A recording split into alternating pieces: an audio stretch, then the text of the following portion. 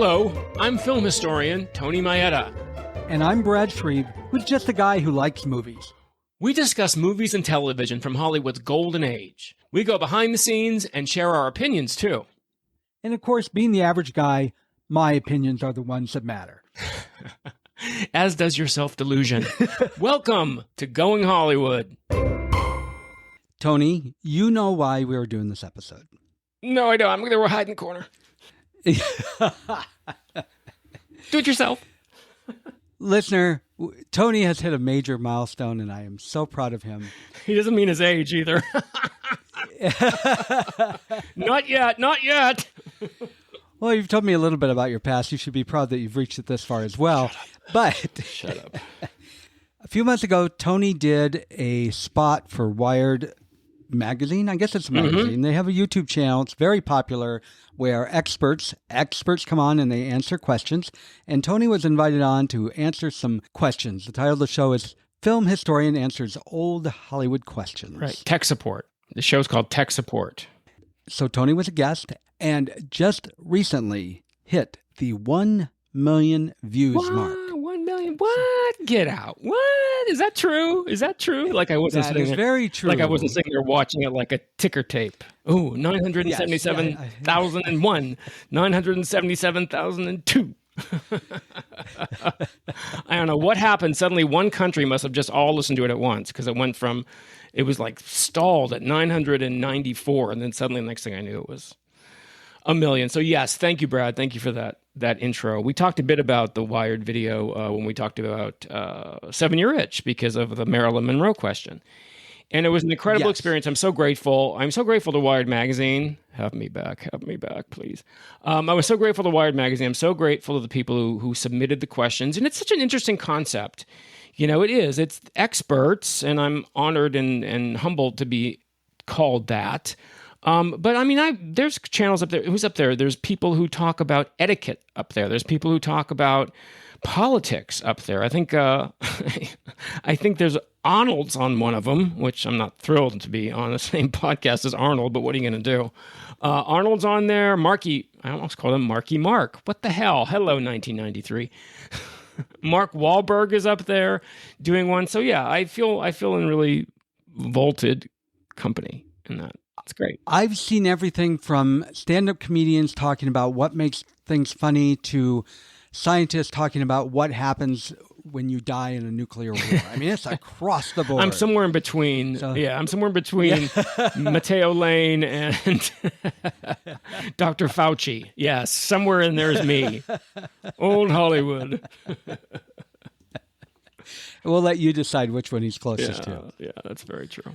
So the thing is, these episodes are usually about a half an hour long. Tony's is 25 minutes, and he had to answer a lot of questions. I did. And I know Tony. To answer a lot of questions in 25 minutes is not his thing. He clearly had to either edit himself or was editing. I was not. Probably a little of both. I did not edit, if you notice. It was not, please, I wasn't editing this. They edited it. If you think if I'd edited it, I would have said, my God, what's going on with your hair? That's the first thing I would have said was, can somebody get him a comb, please? We do this without makeup, folks. So yeah, no, I didn't edit it. They edited it. And it's interesting how they did it. They did a lot of jump cuts, which I guess is what the kids do today on the internet. Yeah, jump cuts are very big on YouTube. Lots of jump cuts. And so they cut out some things. I was like, oh, that was I just had a joke there that you cut. Oh, you cut that joke. But anyway, nitpicking. So thrilled. I loved the questions. And we have, and so Brad and I were talking about it, and we thought, for those of you who didn't have a chance to see it, or for those of you who maybe did and want more information, because as Brad just said, I had a lot to say, and a lot of it was cut. So I can maybe give some more information. So do you want to tell people what we're going to do in the structure of this episode of Going Hollywood? Well, there are certain questions that were asked that I had a particular interest in, and of course you weren't given the time, just the format of the show, to answer them as thoroughly as I would have liked. So I want you to elaborate some of the things that you discussed. All right, that sounds good. Let's give it a shot. Let's see what happens. It could get dangerous, but let's give it a shot. Oh, You are the expert, so okay. I expect you to know all of this. Shoot. The first one I want to talk about is Natalie Wood's death, and there's a reason for this. I Ah. I am not a fan of conspiracy theories because they're 99% of them are ridiculous and usually involve so many people that somebody would talk and they would have been caught. But I've heard, even though I still believe it was an accident, I've heard enough. The possibility of a scandal seems more real to me than other things. I still don't believe it, but it seems like a real possibility. Tell me more about Natalie's death and the Okay. scandal. Well, you realize I wasn't there, right?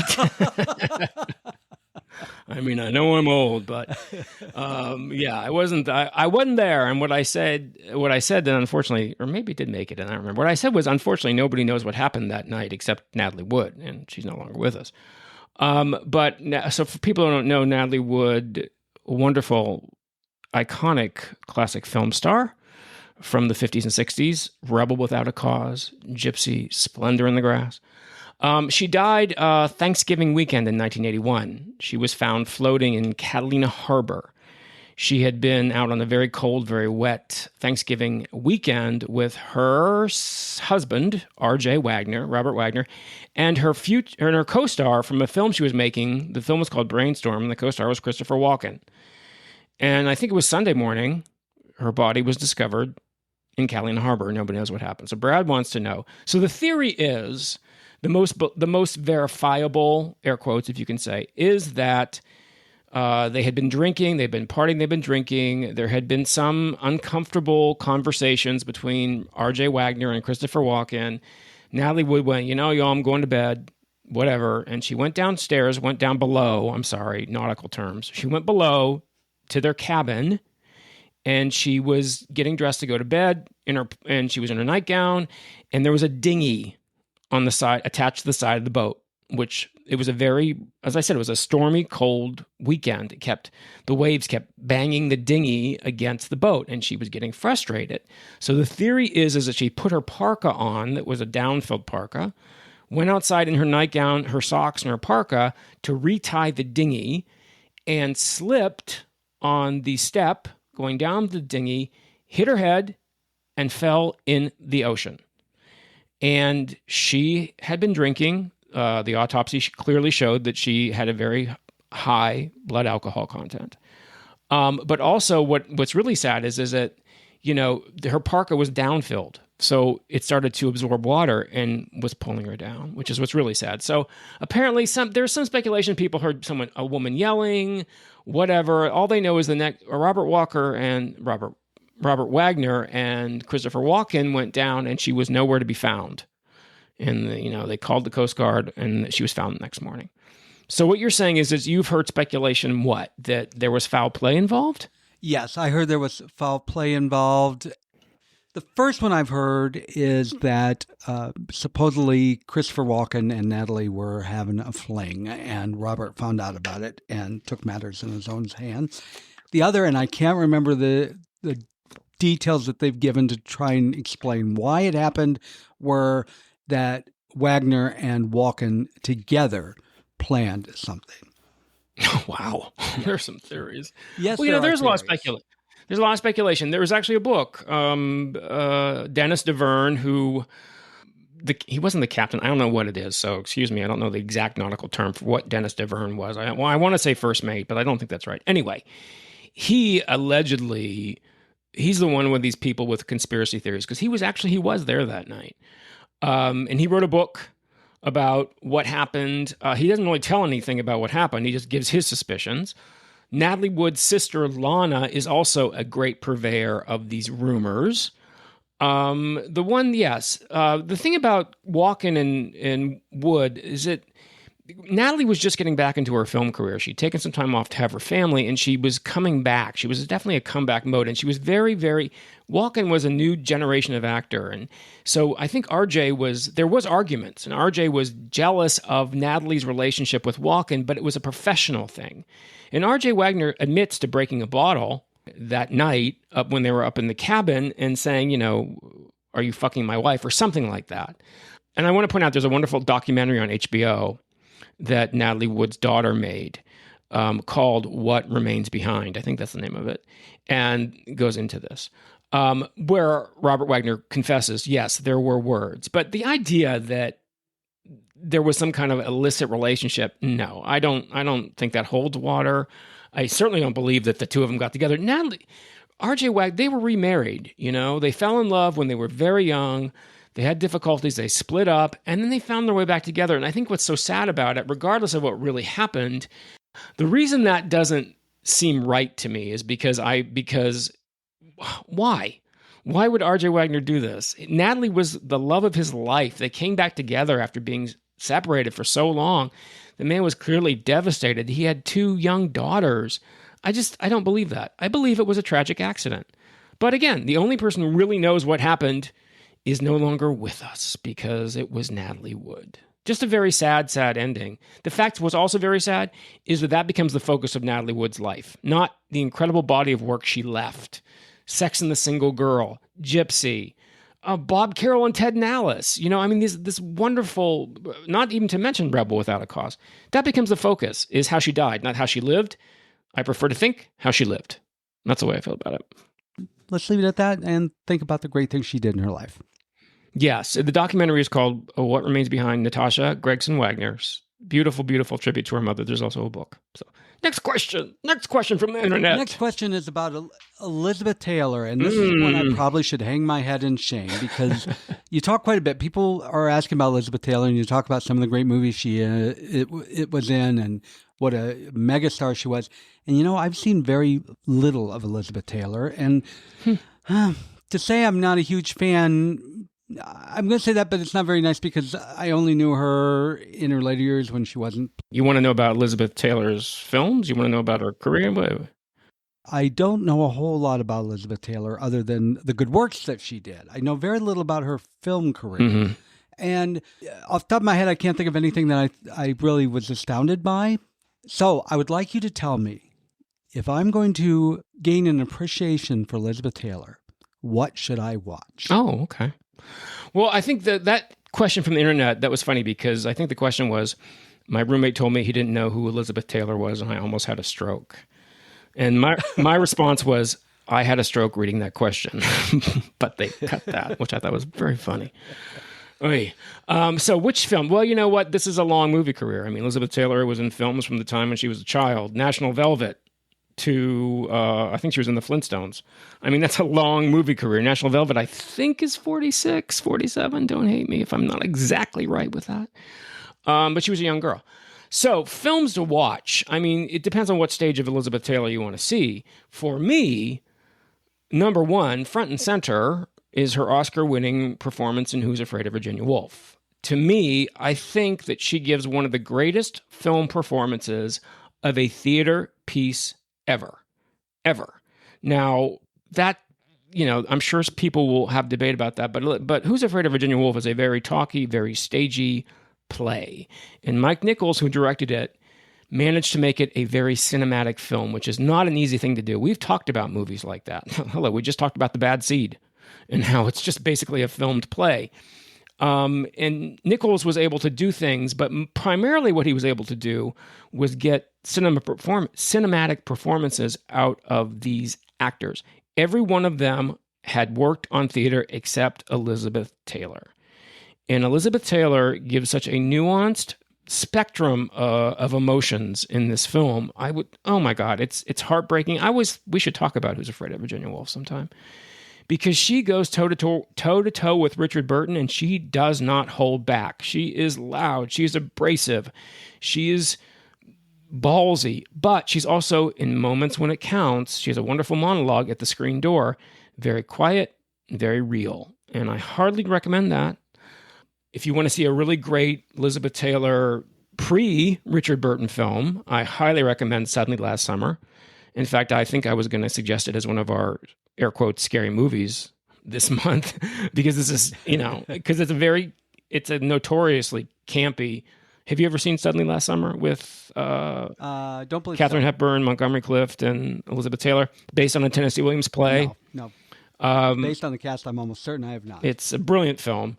I'm not going to go too much on the plot because I hope we talk about it sometime. But she's wonderful in it. She is raw. She basically plays a woman who's fighting her aunt not to force a lobotomy on her. Tennessee Williams.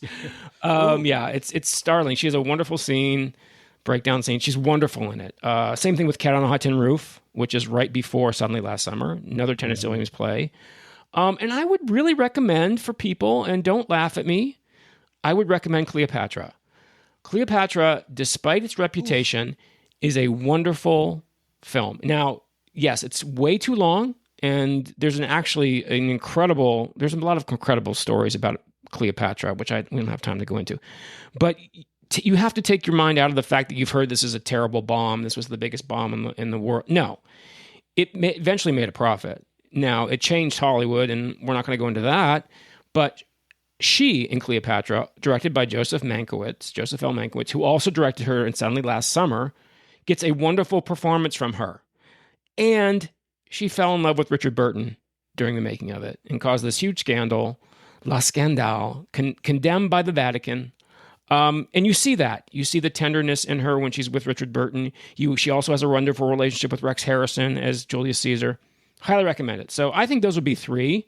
I would definitely recommend Virginia Woolf, Suddenly Last Summer. If you want to add to that, Cat on a Hot Tin Roof, certainly, if not just to see Paul Newman in his shirtless glory.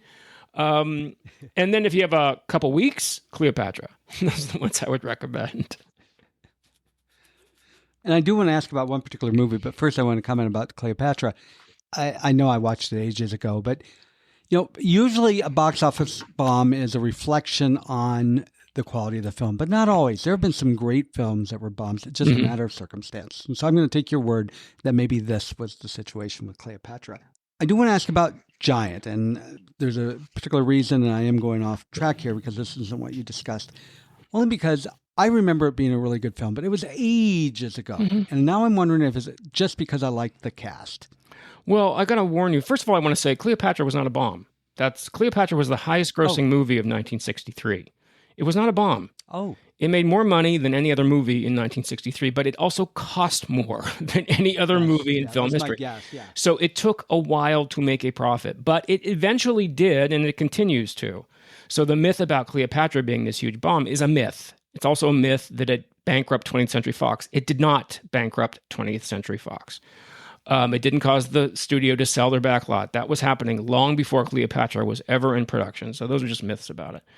Giant. Giant is a great film, but I don't want you to watch it because it was directed by George Stevens. And we all know how Brad feels, if you've listened to this podcast, how Brad feels about George Stevens. She's good, and it's not a movie I would recommend for to see Elizabeth Taylor. It's a movie I'd recommend if you want to see an epic, huge, giant, what was emblematic of the mid-50s, and Rock Hudson gives a wonderful performance, but I wouldn't recommend it for Elizabeth Taylor.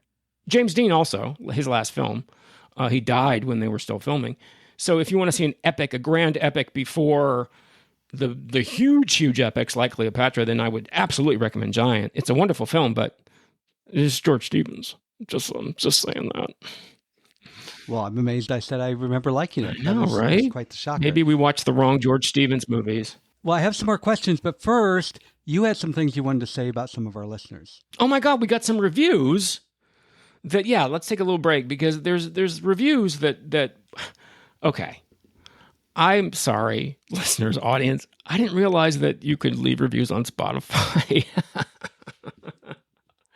I'm new to this podcasting thing.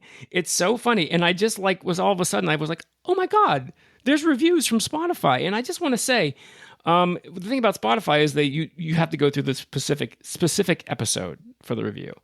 So I just want to say hi to Daniel Lancaster. This is, he's left us other reviews before. We've talked about him before. You know who I'm talking about here, Brad, right? He's from Switzerland, which love you already that you're from Switzerland.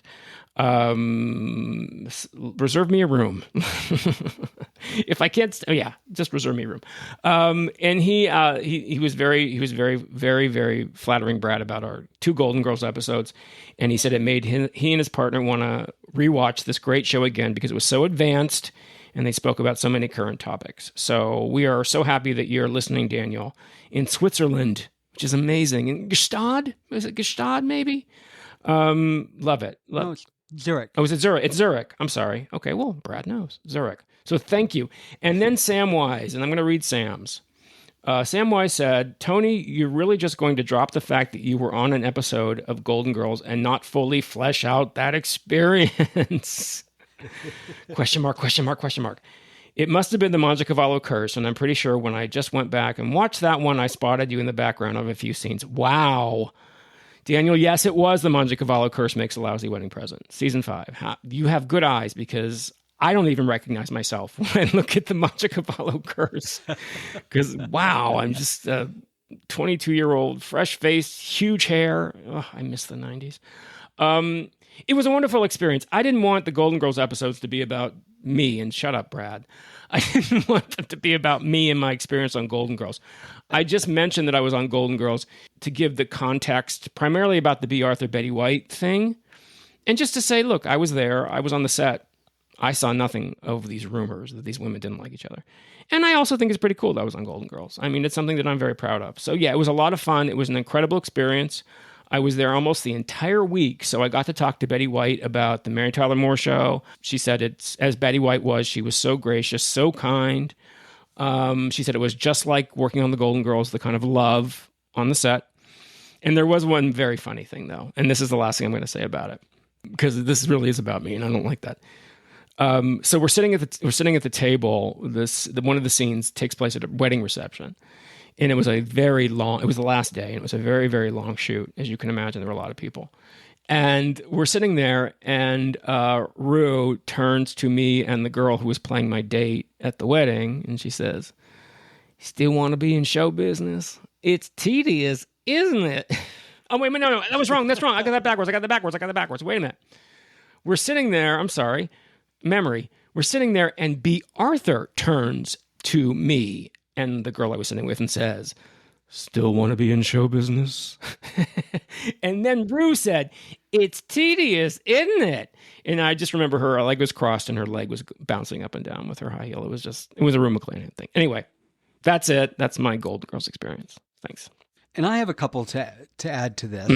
One is Nicole Maddox. And we have a big apology to give Nicole, because she has not just commented. She's commented numerous times.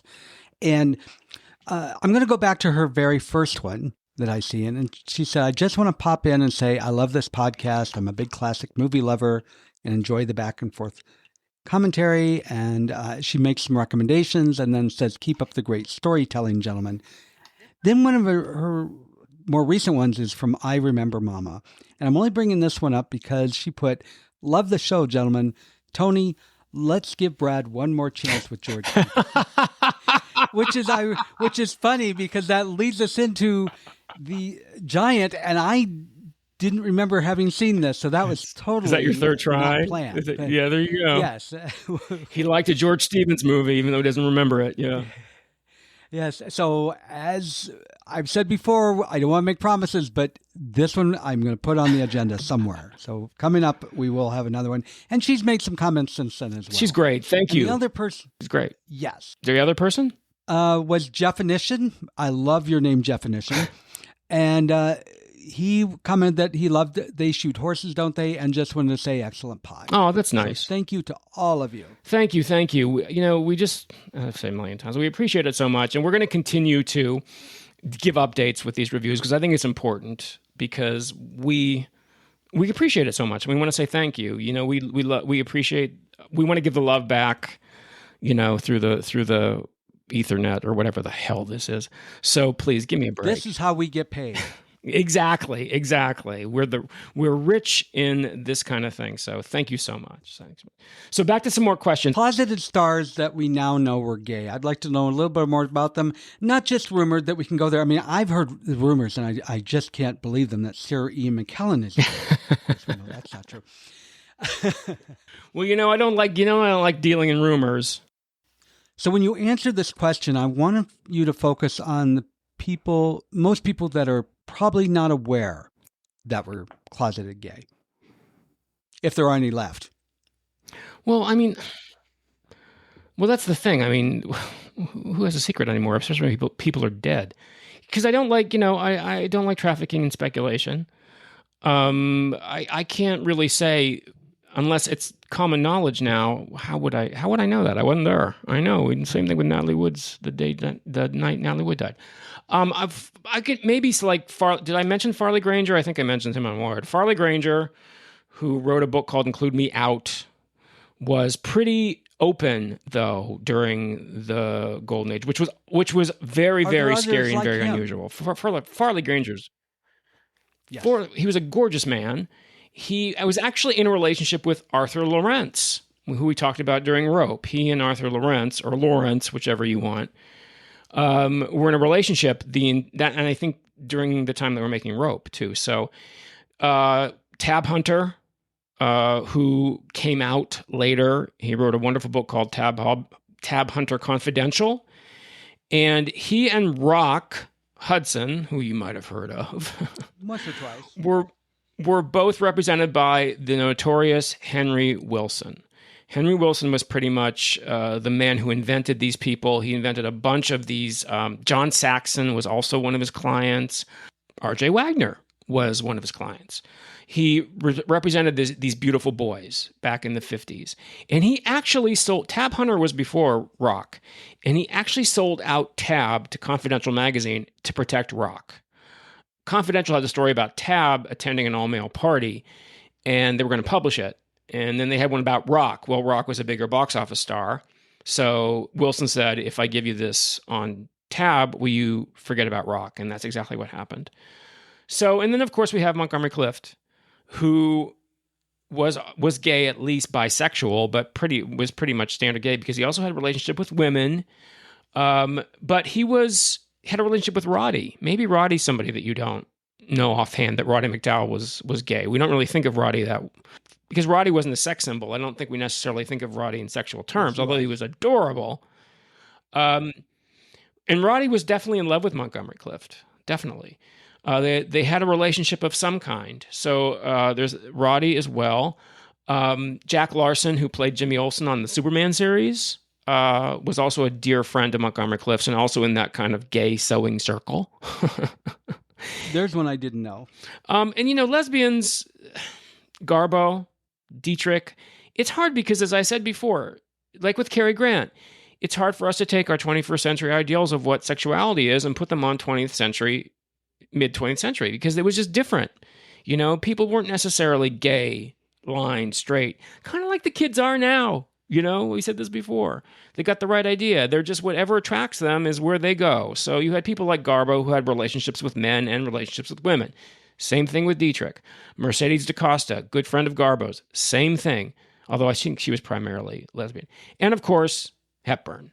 Hepburn had relationships with men. Hepburn had relationships with women. Hepburn was just Hepburn.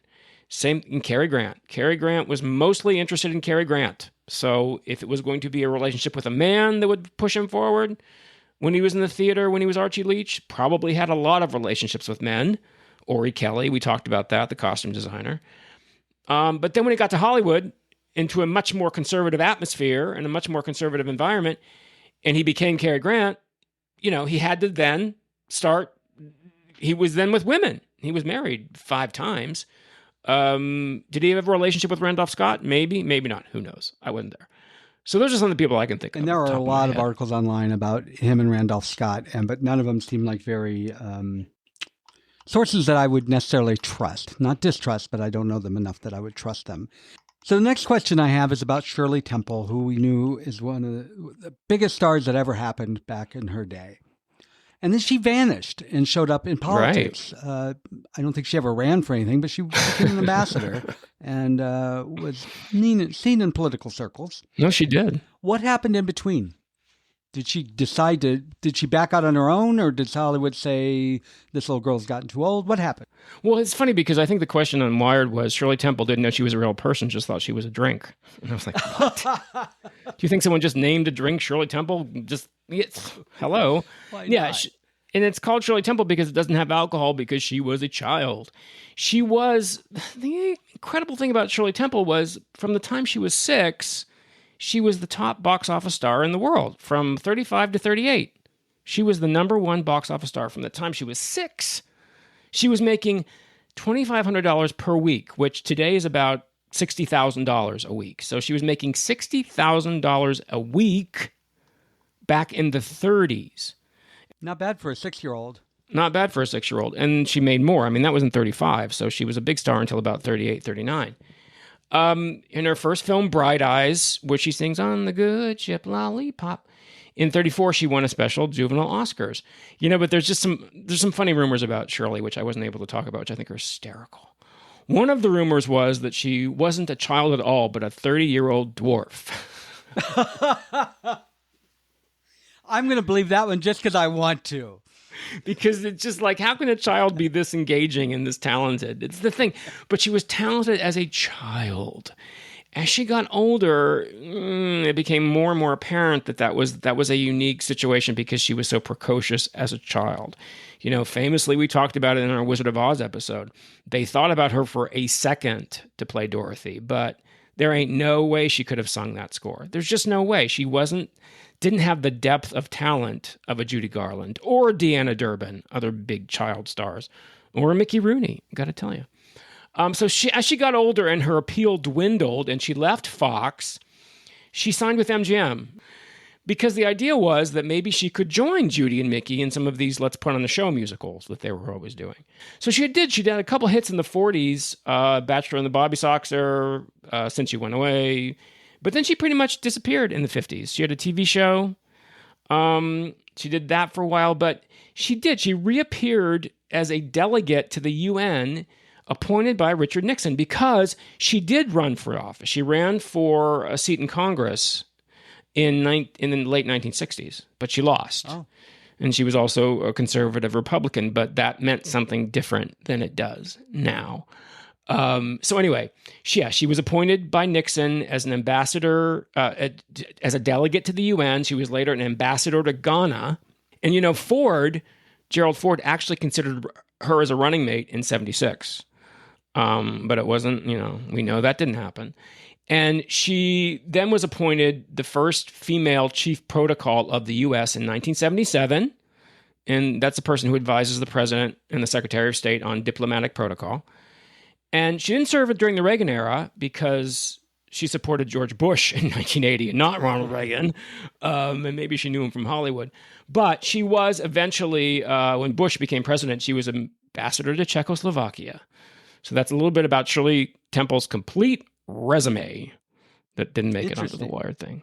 It was. It's interesting that she went into politics and was very successful. Very successful. You asked me about Loretta Young, too, because there was a question about the question was Hollywood scandals. Do you have any Hollywood tea? And I think I brought up Clark Gable allegedly being a gay hustler and picking up George Cukor before he was a star. Yes. Which is a urban myth, urban legend. Who knows if it's true? Because Clark Gable was actually an extra in Ben-Hur in 25. So who knows? And then they ended up on the set of Gone with the Wind. But that wasn't why George Cukor was fired from Gone with the Wind. He wasn't fired because he was gay or because Clark Gable was nervous that they had hooked up one time. He was fired because he wasn't giving the film the energy David O. Selznick wanted. But anyway, so I talked mostly about Loretta Young because I think Loretta Young is a scream what happened with Loretta Young. So what happened with Loretta Young was, first of all, I want to say she was a top star in the pre-code era. And she frequently played gangsters and good time gals. You can imagine what I mean by good time gal. There's a great movie she did called Midnight Mary. And so she was a hot woman. She was a beautiful, gorgeous woman. She looked a lot like Joan Crawford. And she was also good friends with Joan Crawford. In the pre-code era, you could really be a good time gal. She was. She was all like all these gals. They were really sexually ambitious, sexually explorative. They explored their sexuality. I guess this is what I want to say. Sexually free women in pre-code that all disappeared by the time the code came down in 34. All gone. Yeah, women didn't have orgasms after that until the 70s. Exactly. So she was able to change her image to something much more pure and much more pristine because in reality, she was a very, very strict Catholic. But she had an affair with the very, very married Clark Gable when they were making a film appropriately titled Call of the Wild, and she became very, very pregnant. Now, she didn't know what she was going to do. She was afraid if people found out, 20th Century Fox, her studio, they would force her to have an abortion. She was very, very Catholic. There was no way she was going to have an abortion. So what she did was she left Hollywood for a while, had the baby, put it in a convent orphanage because she was Catholic, came back to Hollywood, waited a few more months, then went back and picked her up and adopted her, brought her back to Hollywood and raised her as her adopted daughter for the rest of her life. But as I said in the interview, the problem was this was fine when she was a baby, but as the little girl, her name was Judy, got older, she started to look more and more like Clark Gable and Loretta Young. You can't. She had the Gable ears, which her mother had to have pinned back when she was 7 because people were whispering about the rumors. So these rumors were all over the place. And then after Gable died, Judy confronted her mother and said, finally, are these rumors true? Am I really your biological daughter with Clark Gable? And Loretta Young famously said, yes, it's true. She probably grabbed her, clenched her fist to her chest and said, yes, you're a walking mortal sin. You are my sin. Can you imagine your mother saying that to you? No, but you know what I love about this story? It sounds like Days of Our Lives. It does. Well, Loretta, she was a hoot. Ridiculous soap opera story. She was a hoot, and she was one of my favorite stories about Loretta Young, which didn't make it on, was Loretta Young she got to be, for this woman who played these good time gals in Pre-Code, she became very, very notoriously strict. On her sets, she actually had a swear jar. So if you dropped a curse word on a Loretta Young set, you had to put a quarter in the swear jar. Loretta would be there with the swear jar, shake it, and say, put your quarter in. But there's a very funny story. Maybe it's apocryphal, maybe it's not. I don't know. I love it, though. They were on the set one day, and it was either Barbara Stanwyck or Ethel Merman or Robert Mitchum who did this, okay?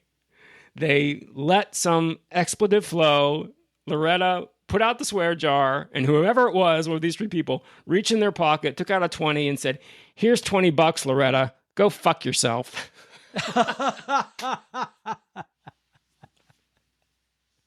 So I can imagine either one of those 3 people doing that. I love the fact that it was either Ethel Merman or Robert Mitchum. Who knows? Go fuck yourself, Loretta. Oh, God, she was a piece of work, Loretta Young. She really was. I love those stories. I knew nothing about Loretta Young, and it's interesting. But I could go on with more questions. Yeah. But you mentioned you wanted to talk about something that wasn't classic Hollywood. Yeah, I guess, I don't know. I don't know about you, but...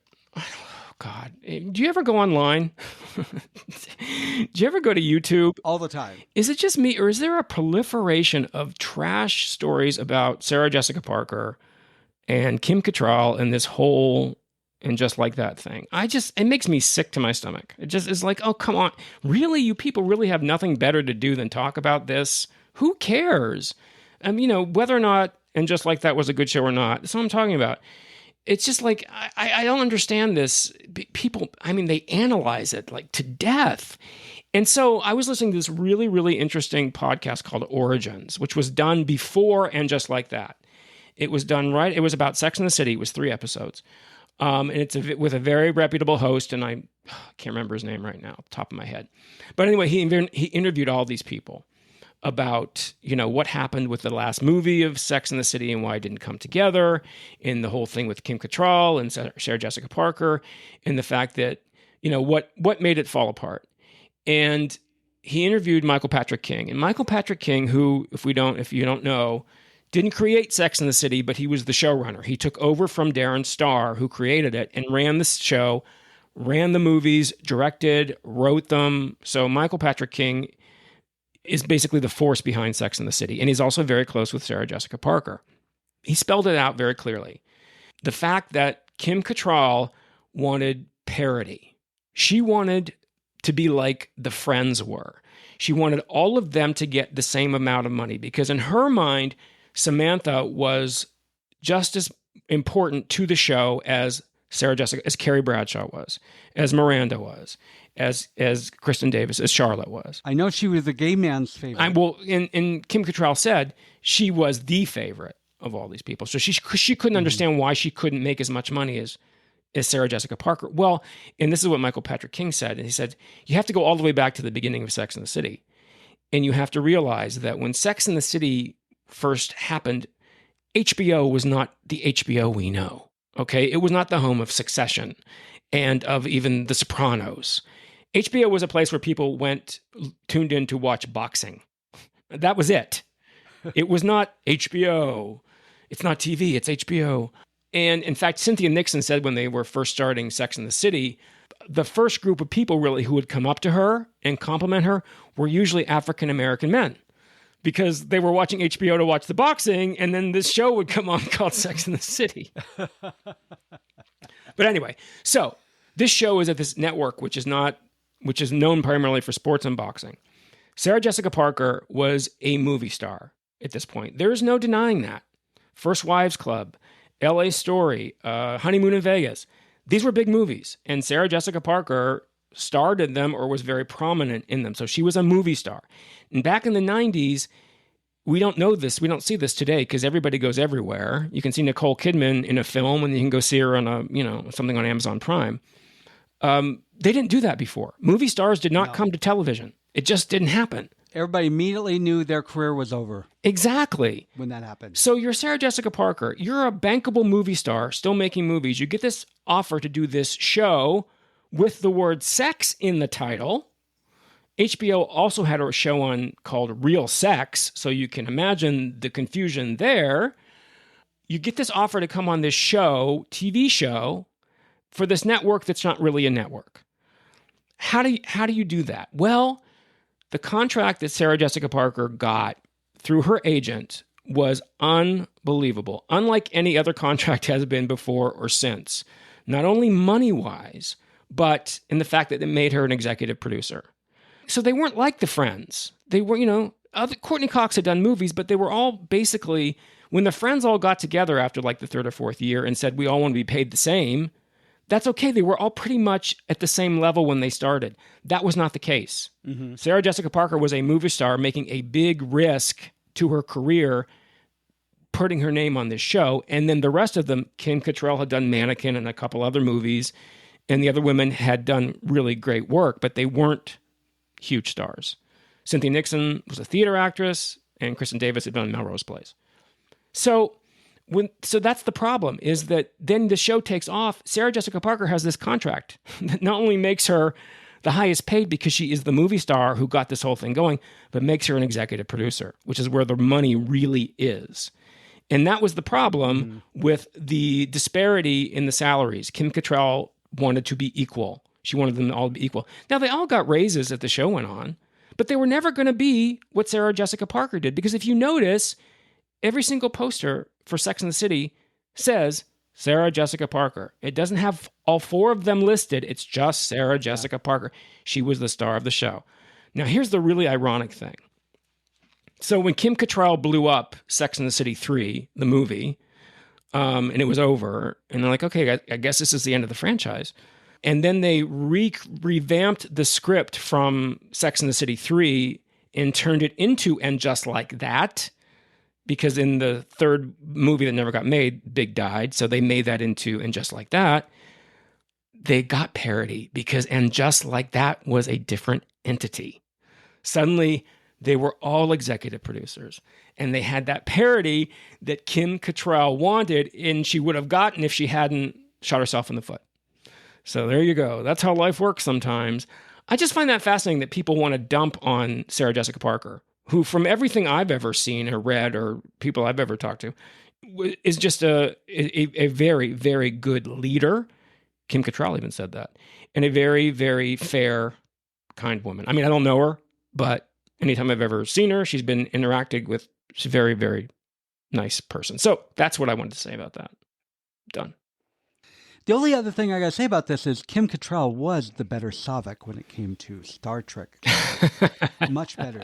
Much better than Kirstie Alley. And I love Kim Cattrall. She was brilliant as Samantha. I missed her as Samantha like everybody else. Yeah. The show was not the same without Samantha. Yes, this is not. I think Willie Garson even said, God rest his soul. Willie Garson even said that we're talking about somebody who's a brilliant actress here. This woman is a brilliant actress. She deserves to get paid her worth. However, it's never going to be the same as the woman who started this thing. It's like Vivian Vance saying, I want to get as much money as Lucy. It's not going to happen. It's not going to happen. No. Yeah. This was fun. We'll have to consider doing some of these again in the future. Just some random Hollywood questions. Yeah, it was a nice change of pace. Listener, tell us what you think. Do you like these? Do you like Tony just being on the hot seat? Yes. And if you don't, be kind about it. Yes, be kind. And you know how you can tell us? You can text us. In the show notes, there is a button there. All you do is click that button. We can't respond directly to you. We can only do it on the air. But if you click that, you will pop up on your phone and you can just send us a text and say, hey, I think it's a great idea, or I'd rather hear about movies directly. Yeah, that's true. That's true. And they can also follow or subscribe to the podcast, and that would be great too. And again, we really, really appreciate these reviews and these ratings. Thank you so much, everybody, for listening and for being so kind in your comments. We'll be back for our final air quotes scary October episode. We got one more to go. One film which was actually a request from a listener. And I could not be more pleased. I can't wait to talk about it because I've been wanting to talk about this movie for over a year. Last Halloween, I wanted to talk about it. Yeah, it's been on our agenda. It's been on and off. It'll be fun. It'll be fun. Well, Brad, in that case, I guess there's just one thing left to say, but I've been talking and talking and talking, so I don't want to say it. But I'll just say this. Let's not say goodbye. Let's just say au revoir. No, I've heard enough of you talking. Let's say goodbye. But anyway, what I was saying was... Goodbye, everybody.